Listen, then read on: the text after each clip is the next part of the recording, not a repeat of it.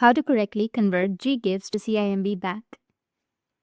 So if you want to convert GGives to CIMB Bank, then what you need to do is, first thing you need to do is open up your GCash and make sure to log into your account. Once you're logged in, you can have this kind of interface. Tap on the View All Services option, which will be on the bottom of your screen, which is right here. Once you tap on View All Services, you will have all of these options like Pay, Borrow, Grow, or you will have some more options. So what you need to do is tap on the Borrow icon at the bottom, and once you've done that, all you have to do here is just simply go ahead and choose Gifts. You need to tap on Gifts, which is GGives. Tap on it.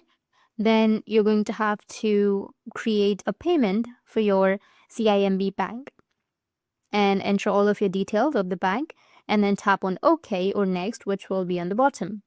After that, you will be redirected to log into your CIMB Bank. Simply log into your account and you should be good to go.